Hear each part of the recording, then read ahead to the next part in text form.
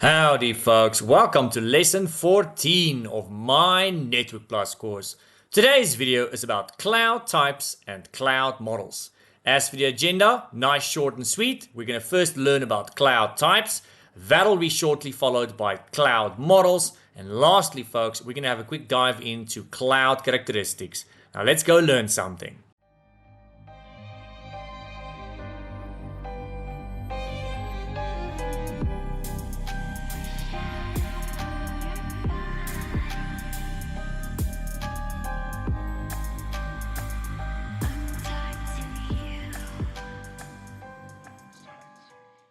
Alright folks, let's start you guys off with cloud types. Now we have got to start at the beginning here first by asking, what is the cloud? You've got to remember, not everybody actually knows what the heck the cloud is. So folks, the cloud is putting something somewhere else on someone else's property. I kid you not. So if you've got something like data, which is on your laptop or your desktop, it's just data. If it's on a server that belongs to you or your company, it's still just data. Now, if you put that data somewhere else, on someone else's property, perhaps like Microsoft or Amazon, and they render that back to you as a service. I mean, if you look at something like OneDrive, Google Drive, Dropbox, those kinds of platform, that is cloud, folks. It's on someone else's property. So this can be data, like the example I just gave you. This can be virtual machines. This can be websites. It can be pretty much anything. Anything you would normally have on your laptop, desktop, or your server, if it's not on your property or your company's property, and it's somewhere else, and it's being rendered back to you as a service of sorts, usually for a fee of sorts, this is generally a monthly fee or a yearly fee, that is cloud. So the cloud is to put something on someone else's property. Now, a fun fact here, folks, is that someone else can literally be anywhere. They can be your neighbor. It can literally be the building right next door. So if you're storing something on a server, and this server is in the building next door, and that building belongs to a completely different entity, and they're rendering it back to you as a service, usually via the internet, that, folks, is cloud. So it really doesn't matter where someone else is. They can be next door, across the street, across town, in a different country for all we know. It doesn't matter. As soon as it's on someone else's property and they're rendering it back to you as a service, for a fee of course, then that is cloud, guys. Now this can literally be anywhere else as long as it's not on your property. Now, with regards to the cloud, guys, would you believe me if I told you you get different kinds of cloud, or more specifically, different types of cloud? The three main kinds, and the three most common kinds, is private cloud, yes. Then you get hybrid cloud, and then lastly, you get public cloud. Now, it actually goes deeper than this, folks. You actually get subcategories, and believe it or not, subcategories. All of which we'll get to in just a moment. Well, some of it we're going to get to in a moment. So private cloud is the one where you've got the most amount of control. This is when you, your company, or your client's company has their own data center. Or you're renting space in a data center that might be nearby, and you've got access to this data center. You can go and stroll in there, and you can go and put a server into a rack there, that kinds of stuff. Benefits is, you've got a lot of control. Drawbacks of this kind of cloud is it's really expensive. You're going to have to go and sell your sister to be able to afford this, folks. It's really stupid expensive. So you're going to have to go and compare and check what you need or what the client needs. I suppose it obviously depends on the requirements of that client. Hybrid cloud is normally a mix of private and public. So we'll get to hybrid in just a sec. Public cloud is 100% online. 100% on someone else's property. Now, it's worth noting that in public cloud, folks, you get different categories, many categories, subcategories if you want to call it that. That will be the deployment models we're going to be talking about in just a moment. So depending on which deployment model you choose, that'll dictate how much control you still have. Because on public cloud, you're always going to relinquish some level of control. The question is, how much control are you going to be relinquishing? And then the middle one there that I skipped for a moment, hybrid cloud. That's a mix of private and public cloud. Whenever you guys see the word hybrid in IT, it's normally a mix of something. And in this case, it's a mix of private cloud and public cloud. You've probably got some resources on premises. This could be something like maybe an Active Directory. This could be SQL, SharePoint, that kinds of mumbo jumbo. So you've got resources on premises, but at the same time, you've got that same resource online in the cloud. And you've most likely gone ahead and synchronized these two with one another. So Active Directory would be a very good example of that. A lot of companies at this point in time have got both old school on-premises Active Directory and at the same time the new Active Directory in the cloud, which is now referred to as Entra ID. Used to be referred to as Azure Active Directory, but nowadays we call it Entra ID. And this is because entities like Microsoft can't make up their mind as to what they want to call this stuff. They keep changing it more often than my wife changes her mind. Alright folks, so that's a bit of a summary for you guys with regards to cloud types. Now as for cloud models, what the heck is that? Now that is for the most part going to be public cloud, guys. Different ways or means that you can go about deploying your public cloud, if I can phrase it like that. So there's three main kinds of cloud models we get. Now it's worth mentioning that this is not the only three that I'm about to mention. You do get other ones out there. These three that I'm about to mention is the only three you need to know for this course, for this exam. But yes, you do get other ones out there as well. These three are the only three you need to know for this course and for the most part for this exam. There's about one other one that's actually in the exam, which is not in this video right now today. But these are the main three and the most common three that you normally get. So before someone goes in the comment section saying, hey, I know you get this one. Yes, we're all well aware that you get other ones as well. These are the ones you need to know for now. Now, with regards to cloud models, what are they? First of all, guys, you get something called Infrastructure as a Service, more commonly known as IaaS for short. Then you get something called Platform as a Service, more commonly known as PaaS. And then lastly, folks, you get something called Software as a Service, which is more commonly known as SaaS. Now, of each of these, you are going to relinquish some level of control. That's a fact, no ifs or buts about it. The question is, how much control are you going to be relinquishing here? Now, the first one I've listed there for you guys being Infrastructure as a Service. That is the one where you've got the most amount of control. And we're going to go into more depth of that in just a moment. The second one, you've got less control.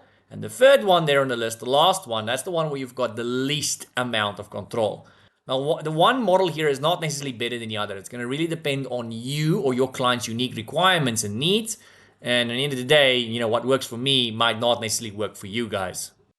All right, folks, now that we've got a more or less idea about the three most common kinds of cloud models, let's take a deeper look at each of them. So I'm going to start you guys off with the first one, IaaS, Infrastructure as a Service. So this one, remember, this is the one where you've got the most amount of control. So that being said, this is the most flexible category of cloud services you get, guys. It aims to provide you with complete control over the hardware that runs your application. So a very good example of this would be virtual machines, guys. Virtual machines are a very common example of infrastructure as a service. So if you've got yourself, some people call this a VM. If you've got yourself a VM on your laptop or desktop, or even on your own company server, it's just a virtual machine and it's just seen as infrastructure. That's it. But if you were to go and take that virtual hard drive of that virtual machine and upload it to the cloud, to a place like Microsoft Azure as an example, or if you go and create it from scratch in the cloud, either way, it is then referred to as infrastructure as a service. Not just infrastructure anymore, it's now infrastructure as a service. Why, you ask? Well, because now it's no longer using your RAM from your devices, it's using the cloud provider's RAM or system memory. It's no longer occupying space on your hard drives or your storage, it's using the cloud provider's hard drive and storage. Same with the CPU cycles and all of that. It's not using your resources, it's using the cloud provider's resources. And they're just rendering this back to you as a service, and you, of course, pay a monthly fee for that. So virtual machines are an example of infrastructure as a service. As I've said, you've got the most amount of control of this one, guys. Now, you might not be able to see the actual data center, the actual servers. You can't see them, you can't touch them. Same can be said about the networking side of things. So you can see the switches, the network cables. You can't touch the switches and network cables. But other than that, guys, you've got pretty much full control. You can choose the exact specs of your virtual machine if we're going to go and use that as an example. You can choose how big the hard drive needs to be, how fast it needs to be, and how many there needs to be. You can choose how much RAM this virtual machine needs to have. You can choose how fast the CPU needs to be and how many there needs to be. You can choose the exact operating system that needs to be installed on there, and once it gets installed, you've got full control on it, just like any other machine on premises. Whether it be virtual on premises or physical on premises, you've got full control over it. So it's really just a matter of you can't see or touch the physical hardware in the background, but other than that, you've got pretty much full control over it, guys. Now moving on to the next one, PaaS, Platform as a Service. Obviously, as we go through this list, we're going to have less and less control. Not always a bad thing though. So this one provides an environment for buying, building, testing, deploying, and running software applications. You still don't have direct access to any of the servers or hardware with this model, but the cloud provider does most of the work for you. And I'm going to elaborate a little bit more on that in just a moment. So the cloud provider folks, they install and maintain and do almost all the work for you. Doesn't that sound like a dream? So Platform as a Service is with the cloud provider, they do most of the work for you for something you don't want to do, something you don't have the time to do, and you just basically swoop in at the last minute and reap the benefits of that. Now I can give you many examples, but something you guys might be able to relate to, something that's very common, is Active Directory. If you look at Active Directory, the old school one on premises, you would normally need a physical or a virtual server. So you're going to have to go and build a physical or a virtual server. This is going to be followed by you installing the server operating system. That'll be followed by you adding what we call a role, more specifically the ADDS role. So in other words, Active Directory Domain Services. That essentially installs what we call the Active Directory software, which allows you to create the user accounts and the groups and the group policies and all that blah, blah, blah you would have on premises in a domain environment. And let's not forget, you're going to have to go and promote that domain controller.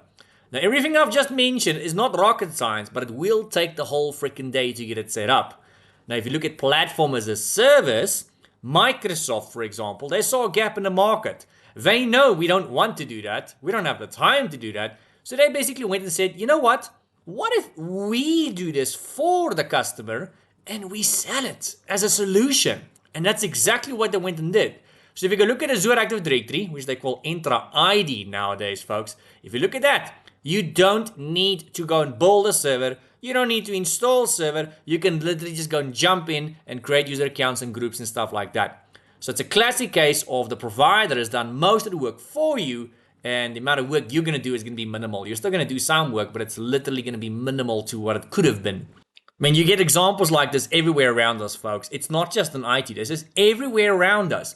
So if you can see something that people don't have time to do and they don't want to do, and you go and do it for those people and you sell it as a solution, that'll kind of sort of be a real life example of Platform as a Service if you think about it. I mean, if you go look at these frozen veggies you buy in most stores these days, it comes in little bags and stuff in most cases. It might be a bag of peas, a bag of carrots, a bag of corn, or mixed vegetables. It's normally pre-washed, pre-sliced, pre-diced, pre-frozen, pre-everything. All you need to do is throw it in your basket, go take it home, throw it in a pot of some water or something, and there you go. So you're still going to do some work. You still need to go and cook it, but the amount of work you could have done compared to what it is now is, wow, it's a heck of a lot less, guys. If you had to go and plant the vegetables, wash it, slice it, dice it, I mean, do you really want to go and do that? Nobody these days has time for that anymore. So someone saw a gap in the market and they said, you know what? What if we do this and we sell it as a solution? That's exactly what they did in real life. And you'll see this is everywhere around you. So if you can spot something like that in everyday life, which is not necessarily IT, there's money to be made here, folks. All right, I'm going to move you on to the last cloud model that you get. That, folks, is SaaS, Software as a Service. Now, obviously, this is the one where you've got the least amount of control out of the lot that I've mentioned for you guys. So this is software which is running somewhere else.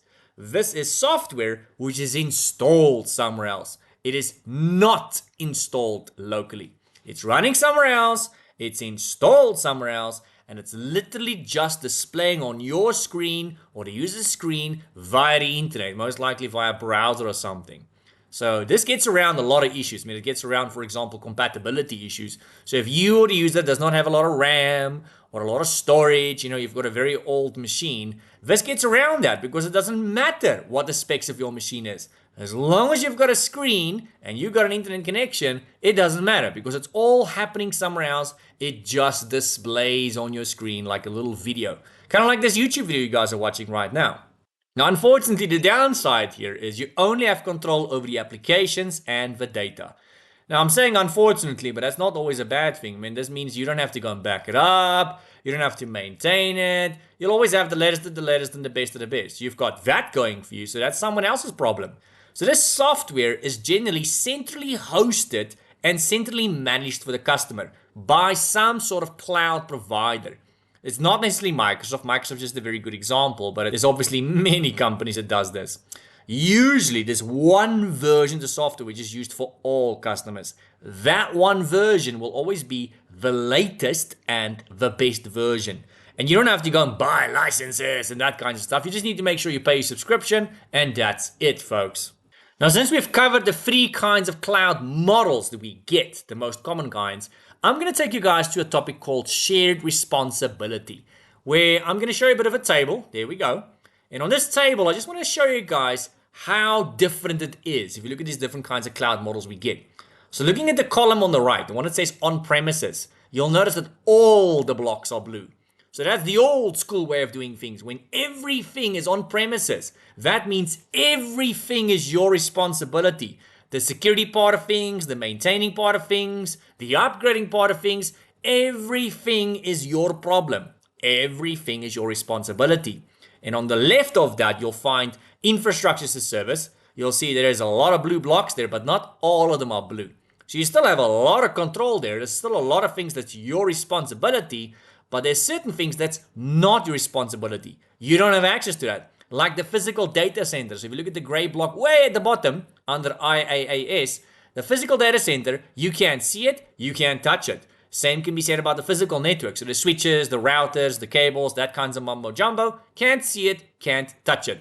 And then the actual hosts on which the virtual machines and blah blah is running, you can't see it, you can't touch it. But you can choose the specs, as I discussed earlier. You can choose the exact specs of that virtual machine. So you can still choose the hardware. You might not see it, you might not be able to touch it, but you can choose the exact specs. Platform as a service, you can see you've got way less control there. Some of the blocks are made half blue, half gray. So it's partially your responsibility, partially the cloud provider's responsibility. And if you look at the last one, there's software as a service. Obviously there you can see there you've got the least amount of control. Alright folks, I'm going to move you guys on to the last topic in this video. That would be cloud characteristics. Hoping I'm pronouncing that correctly because I normally butcher that name. So with regards to this topic, let's talk about cloud versus on-premises, or should I say hosted services.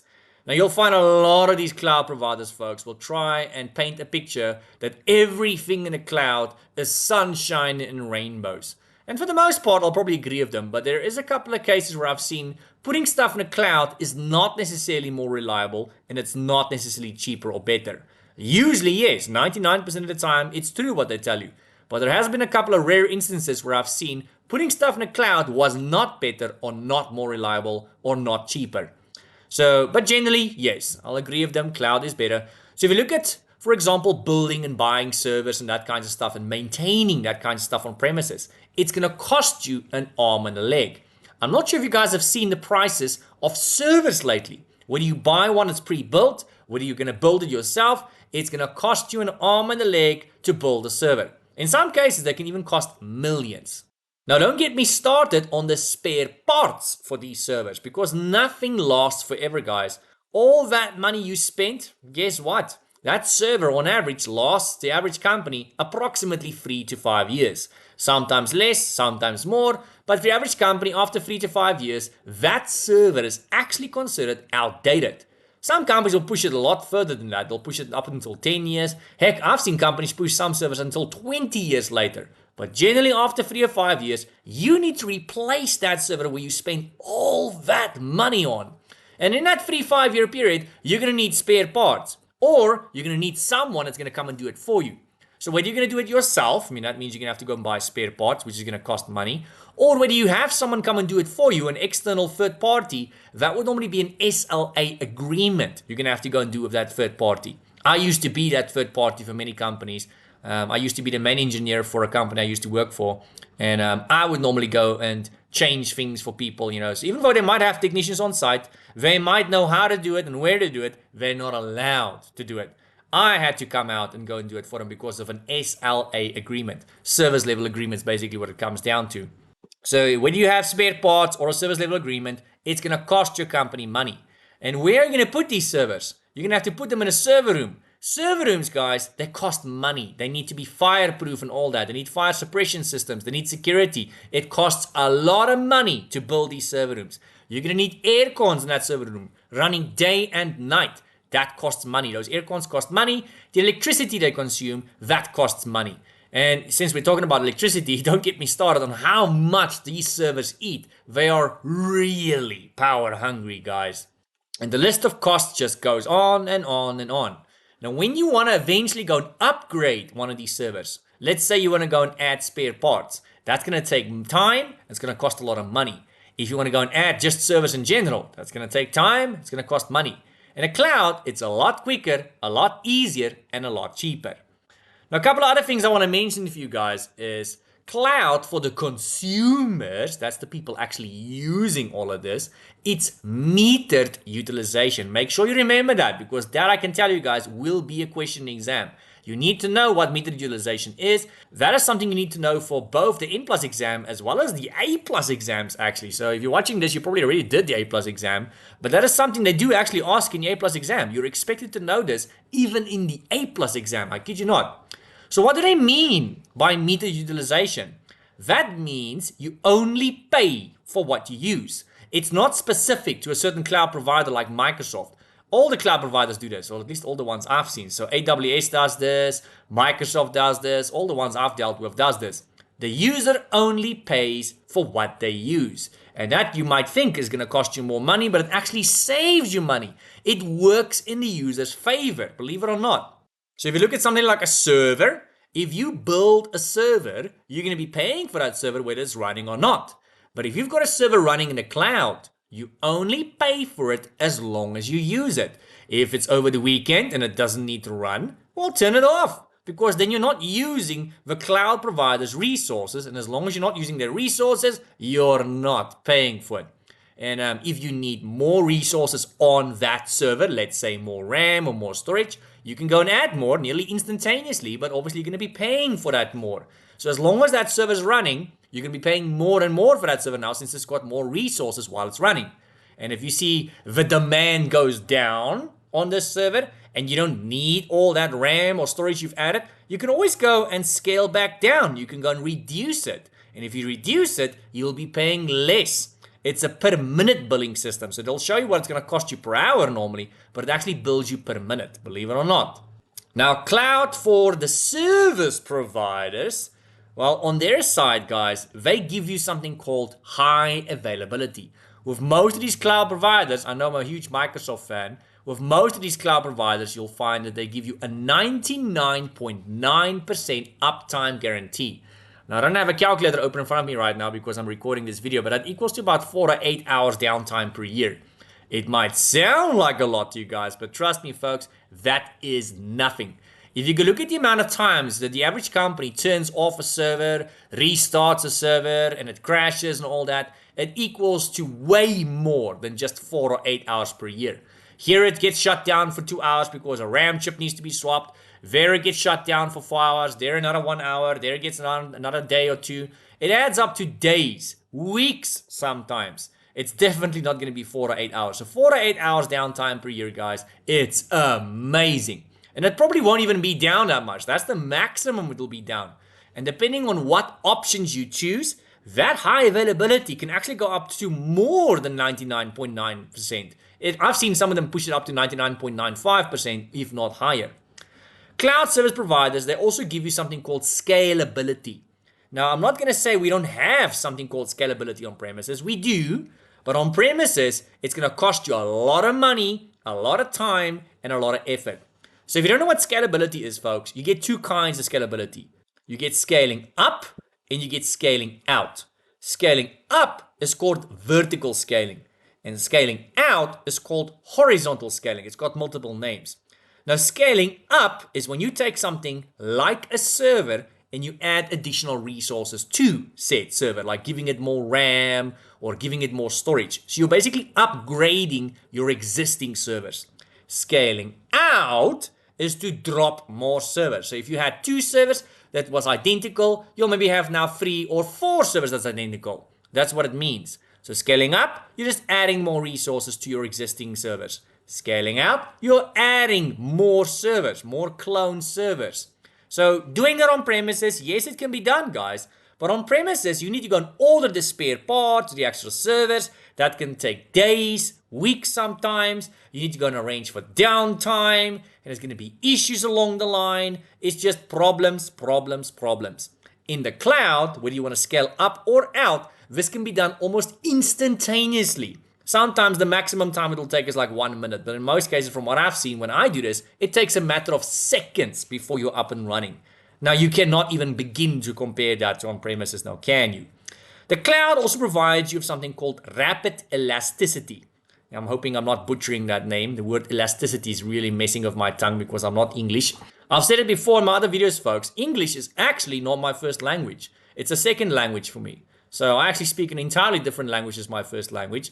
So this elasticity, hoping I'm not butchering it, is the fact that they can very quickly increase or decrease resources for you on demand.